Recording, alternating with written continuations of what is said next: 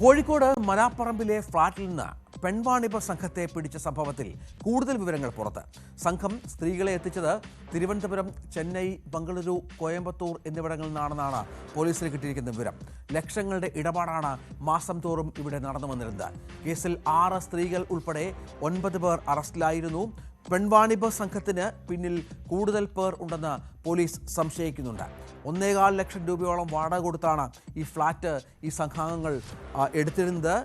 1000 രൂപ, കേവലം 1000 രൂപ മാത്രമാണ് ഈ പെൺകുട്ടികൾക്ക് നൽകിയിരുന്നത്.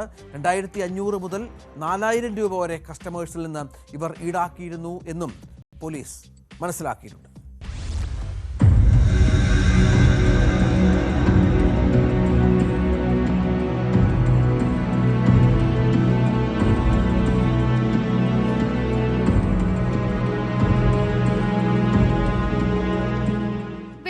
ഉച്ചയ്ക്ക് മാലാപ്പറമ്പ് ഈയപ്പാടി റോഡിലെ ഫ്ളാറ്റിൽ പോലീസ് സംഘം മിന്നൽ പരിശോധന നടത്തിയാണ് പെൺവാണിഭ സംഘത്തെ പിടികൂടിയത്.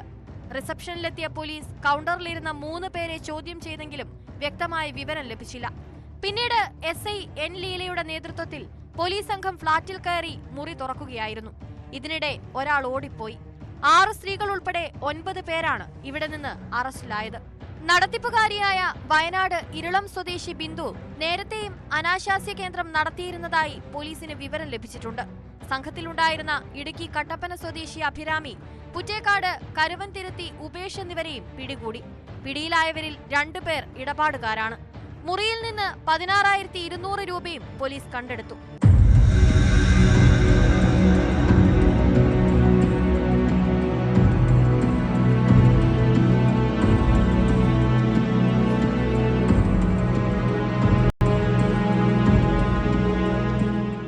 സംഘം സ്ത്രീകളെ എത്തിച്ചത് തിരുവനന്തപുരം, ചെന്നൈ, ബംഗളൂരു, കോയമ്പത്തൂർ എന്നിവിടങ്ങളിൽ നിന്നാണെന്ന് പോലീസ് പറഞ്ഞു. 2 വർഷം മുൻപാണ് ഫ്ളാറ്റ് വാടകയ്ക്കെടുത്തതെങ്കിലും 50 ദിവസം മുൻപാണ് സ്ത്രീകളെ എത്തിച്ചു തുടങ്ങിയത്. 1 മാസമായി പോലീസ് നിരീക്ഷണത്തിലായിരുന്നു ഫ്ളാറ്റ്. പരിസരവാസികളുടെ പരാതിയെ തുടർന്നായിരുന്നു റെയ്ഡ്. മണിക്കൂറിന് 3500 രൂപയാണ് ഒരിടപാടുകാരനിൽ നിന്ന് വാങ്ങുന്നതെങ്കിലും 1000 രൂപയാണ് പെൺകുട്ടികൾക്ക് നൽകിയിരുന്നത്. ശരാശരി 25 ഇടപാടുകാർ ഒരു ദിവസം ഫ്ളാറ്റിലെത്തിയിരുന്നു.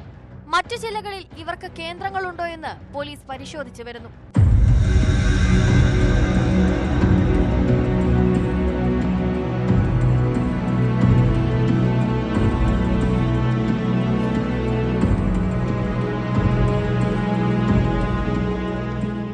ന്യൂസ് 18 കോഴിക്കോട്.